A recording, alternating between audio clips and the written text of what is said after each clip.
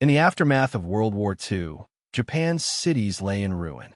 The aerial bombings that devastated Tokyo, Osaka, and other urban centers had reduced large swaths of these bustling metropolises to rubble. Streets that once buzzed with commerce and daily life were now eerily silent or marked by smoldering remains. Entire neighborhoods were obliterated, infrastructure crippled, and millions of people found themselves without homes, jobs, or even access to basic necessities.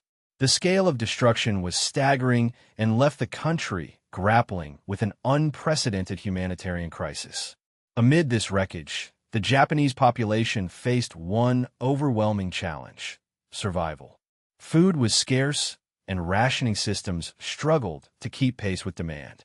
Traditional supply chains were broken, and the Allied occupation authorities, while attempting to restore order, were overwhelmed by the sheer scale of deprivation.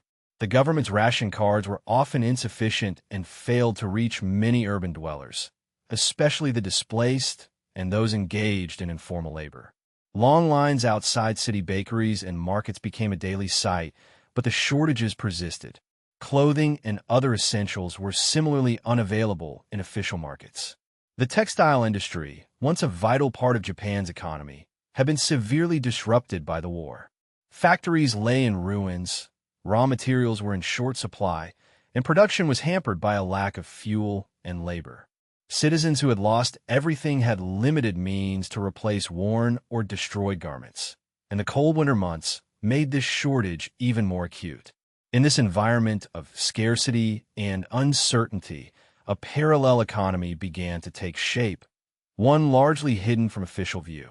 Black markets sprang up spontaneously across the major cities, fueled by urgent demand and a growing network of enterprising individuals willing to take risks.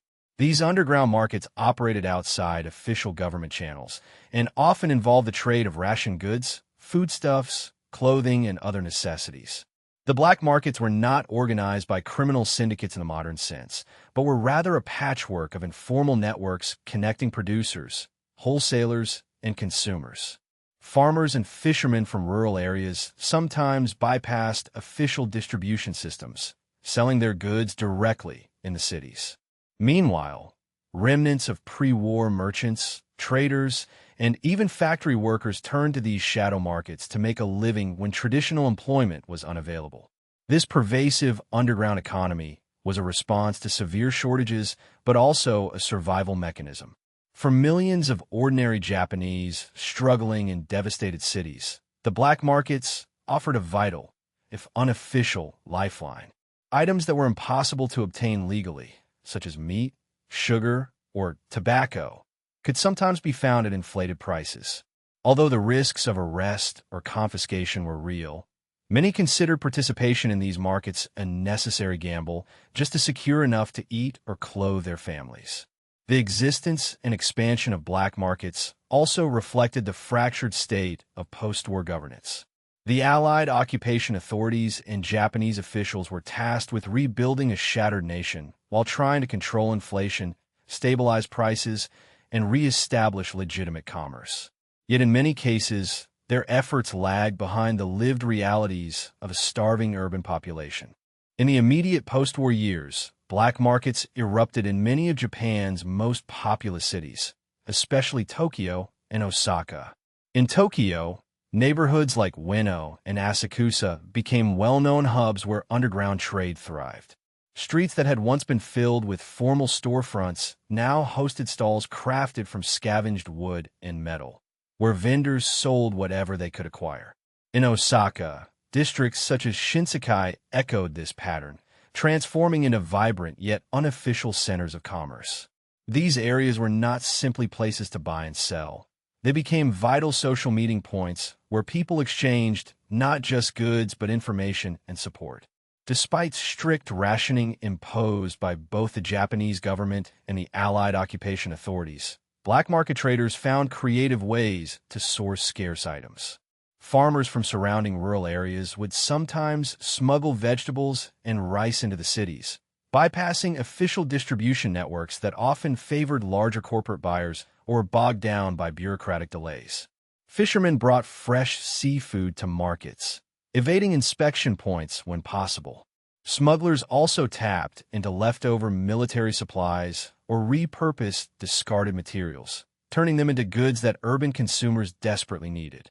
Sometimes clothing was made from old parachutes or repurposed textiles recovered from bombed-out factories. Goods traded on these black markets were often of uneven quality or freshness, but for many urban residents, they were the only hope for securing items that rationing failed to provide. Meat, sugar, and tobacco were particularly hard to find legally, but in street markets, these items appeared intermittently, albeit at marked-up prices. The willingness of buyers to pay these prices reflected the severity of shortages and the limitations of official channels. Currency itself was sometimes scarce, so barter was common. People traded food for clothing or cigarettes for soap, forming complex webs of exchange that operated entirely outside formal economic systems. Beyond the trade in goods, these black markets served important social functions. In neighborhoods like Ueno and Shinsekai, they became gathering places where people could meet others facing similar hardships. These spaces fostered a sense of community amid devastation. Conversations at market stalls revolved around everything from news about occupation policies to rumors of upcoming shipments or relief aid.